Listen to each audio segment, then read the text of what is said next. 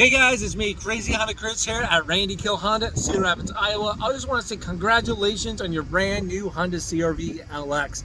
I'm going to show you guys how to customize your guys' vehicle settings so when you drive off the lot, you're set for success, all right? Any questions, drop them down below in the comments. I'll do my best. And also check out my walk around video. There might be something new that you didn't even know about it, all right? Let's get going. All right, here we are right inside your guys' CRV. We're going to be talking about the stuff right up here on the driver's interface screen for you, okay? Now, as we're going to navigate through there, we're going to be hitting the buttons right over here on the left-hand side. You got a little wheel action, scroll up and down to select things. You simply push that right in. So now you guys are going to be in the know how I'm navigating through this stuff. So let's kind of come right in here and focus right there. Now, first step we're going to do is go to settings. Let's find it. Settings options right there. We're going to scroll down right away.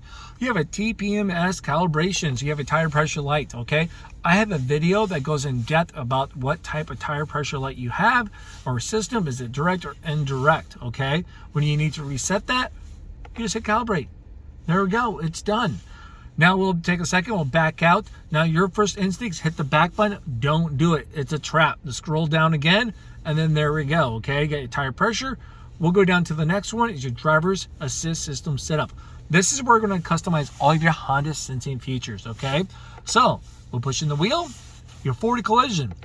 The car is going to warn you before you hit an object in front of you, a car, a pedestrian, some things from that point. So, it's going to give you a little visual.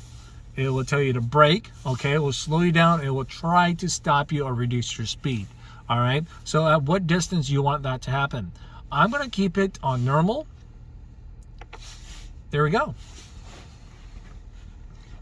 Now we're going to scroll down again. Don't hit the back button. Just keep on scrolling. You get your ACC. That's your Adapted Cruise Control Forward Vehicle Detection Beep, as it says right there. So I'm going to assume you guys already know what your Adapted Cruise Control is and how it kind of works out. If not, I explained that in my walk around video. I explained a lot of things. I hit all the buttons as much as possible so you guys be well informed, okay? So check that out after this video if you haven't. Now, this is off. So let's say when you turn it on with your adaptive cruise, when it finds a car in front of you, it's going to beep. When they get out of the way, it beeps again to let you know when you're slowing down and going right back to your cruise control. I'm going to turn all this stuff on. There's no right or wrong answer. It's just when the next person gets in this driver's seat, I want them to experience everything so they can come up with an opinion of their own. Now, do not hit the back button once again. Just keep on scrolling down, okay? Back button's a trap. Road departure. This is what's going to keep you on the road when it's going to warn you, okay? You can change the sensitivity on that. Do you want it narrow? Would you like it normal? Would you like it wide? Or you got warning only and it won't bring you back, it just warns you. Now, I don't know if you guys noticed this, right over here on the right hand side, you see that little bar? As you scroll up and down, it kind of shows you how close you are to the beginning and end of your options, all right? Now I'm gonna select normal, scroll down, a lot of scrolling back down again. This is your lane keeping assist suspense beep. So when you're going off the road, like with your lane keep assist, when you go out, do you want it to warn you? You know, like little audible sounds, a little beep. Yeah, let's do that. So now it's gonna beep at me as it moves me back right in the center of my lane. Halfway done, you got a traffic sign. So pretty much, when it finds a speed limit, you want to throw it right up here on the below the digital speedometer, or right up there. Yeah, that's kind of nice. Speed limit 25, boom, throws it up there. That's a simple on or off. All right, so now you have a warning system. So let's say it finds a speed limit, right? It says 25. I put it up there. Do you want it to warn you when you go over your speed limit? I'm going to turn this on. I'm going to encourage you guys to, because it's the very next option, okay? You can choose what setting you want that set at, okay? So right now, as you guys think, it says 25, finds the speed limit, it says 25, says 25 is going to warn you at 25 until we play with this setting right here, the threshold. So do you want it to warn you at speed limit? Do you want to do 3, 5, or 10 above from that point, all right? I won't tell what you guys pick. Just select whatever works best for you, okay? That's going to be a nice feature because if you guys are over here having a conversation, you got kids in the background screaming at you, and sometimes it's hard to keep focus on what you have going on right up here, especially if you're not using a cruise control to stay awake, all right? Now, You have your driver's attention monitoring system. Let's turn this on. I encourage everyone to turn this on, all the way on. The car knows the difference between the wind blowing you around and you doing a really bad job at driving because you're falling asleep at the wheel, okay? Now, if you're falling asleep at the wheel or you really need to pull over and take a break, I'm guessing safety is important to you guys as well. So you want the car to do everything as possible to warn you to pull over and take a break. Let's do that. Nap time, here we go. Then we're going to scroll right back down. That should be in the last one. Yep, the last one there. So now that's all of you guys' safety features from that point. We're going to scroll down again. We're going to go to meter setup. Language. Pretty easy one there. Which one will work for you guys? I'm going to keep it English so I can finish this video. All right, the outside temperature. So you guys can see right now over here is 29 degrees outside. You can fine tune this with a 5-degree swing either way, positive or negative. Select what works best for you. Boom. Then let's go down again. We're going to scroll down. Do not hit the back button. So you got trip A and trip B. When do you want your trips to automatically reset? Just whenever I do it? Or when you refuel? Or when you shut off the car? Trip B is going to be the same thing. So you can do either of those for trip A and trip B. I'm going to skip B. Now you got your adjusted alarm volume. This is like your turning indicators, your buzzers, stuff like that. You want to change how loud it is. So if you have selective hearing or hard of hearing like me, you can choose high. If you're just fine like a normal person, you can do low and medium, okay? And then we're going to go down some more. Fuel efficiency backlight. This is 100% visual coaching, okay? It's like a video game. You leveling up your fuel efficiency game. So when you're driving down the road and it's going to find a green bar right up here when you're being fuel efficient, all right? When you're not being fuel efficient, the green bar is going to be gone. So you guys are going to notice that when you're driving, okay? So why not? We'll just keep it on for you so the next person can experience that. Now from that point, let's go right back down here to rear seat reminder, okay? So this is simple on or off. We're gonna keep this on. So let's say if I got someone, in the back seat, they open up a door, they got in the back, or maybe I throw some supplies in the back seat.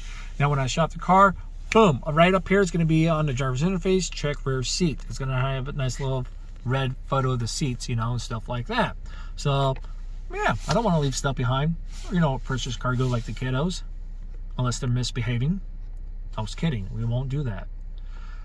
So we're going to scroll down a little more. We got your speed and distance right here. Miles per hour. And then you got your other option too as well. Miles per hour is what we do here in Iowa. Or everywhere I know. Let's scroll down. Tachometer. This is simple on or off. Okay. So when it's on, as you go through your driver's interface, you get all the little cool things going to be coming around here for your tachometer, okay? We're going to keep it on. I'm going to hit the home button. This is what I'm talking about. So now, as we're going through this stuff, let's just click seatbelts for the heck of it. You still get your tachometer up there. I got through my all-wheel drive torque. Boom, it's up there. So, let's say, for example,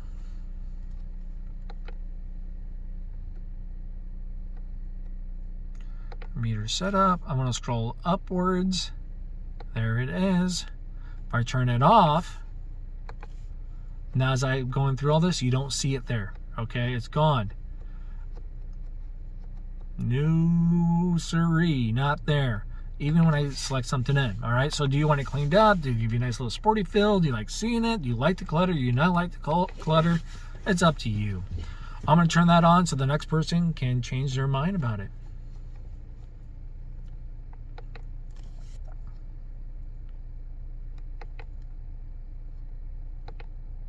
Done. All right, so now we're all done with that. We're going to hit the back button from there. We're going to scroll down to lighting setup. High beams. You want your auto high beams to automatically come on. So as you're driving down the highway, there's no oncoming traffic, it's dark out, let's blast those so you can see, okay? So you can avoid those deer and other hazards on the road. We'll keep that on. Now, since this car is coming in, inbound or lights, stuff like that, and it automatically shuts off for you. So you don't have to mess with that stuff. Interior light dimming time. So let's say we're done driving, we get to wherever we're going, right here to buy our Honda. We shut off the car, right?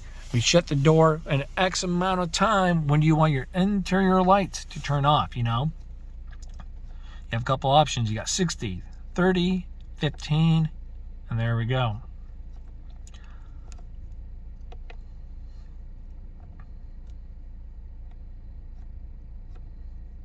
Headlight auto timer. I can see people playing around with this a little bit. So for example, let's say I work late at night. And it's not a well-lit parking lot. Okay, so I get to work super late, and then I shut off the car, boom, I hit the button, I shut the door, and X amount of time the headlights will turn off. Okay, maybe I get home late and it's not a well-lit area.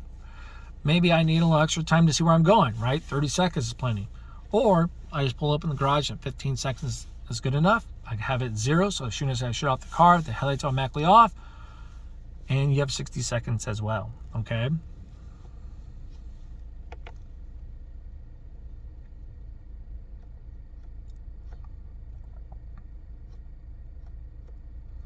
All right, you got your auto light sensitivity. So when your lights are right here on auto, as you guys can see, they are.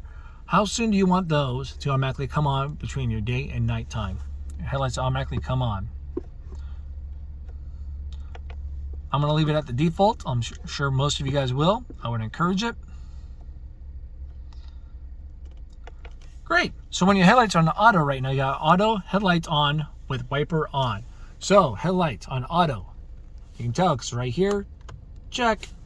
Then when it's raining, I'm like, oh, let's turn on my wipers. Psh. Then my headlights automatically come on since the wipers are on and the headlights on auto. Okay, I like that feature, so it's going to be great.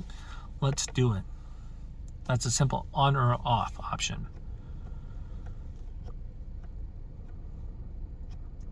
Okay, that's it right there. We're getting closer to that cup of coffee after this video. So we're going to scroll right back down to door setup. All right, so you get your door auto lock. So you just got in the car. You better drive off to show it to your friends and family and brag about your cool experience in the new car, right? When do you want your doors to lock? You have an option right here with speed. When you shift from park, so that's like into drive or into reverse, right? Or have it off and have you just select the button or the back button as you just go back up. I'm just going to do it with speed for now. All right, auto door unlocked. So when do you want your doors to unlock? All right, so you got all doors when driver opens door. That's kind of a nice feature. So if you guys out there alone, all right, for safety, that's kind of cool because I can shut off the car. Just hit a little button. Right, I can shift to park. Everything remains locked. The car's off until I open up a door. Let's say if I have a friend with me over here, they still can open up their door. It's just those crazy young whippersnappers of mine, those 3 kids, they can't mess around with the doors back there. They're my prisoners until I let them out. Okay, I guess that's the nicest thing I can say. Prisoners until we let them out so they can go create mayhem.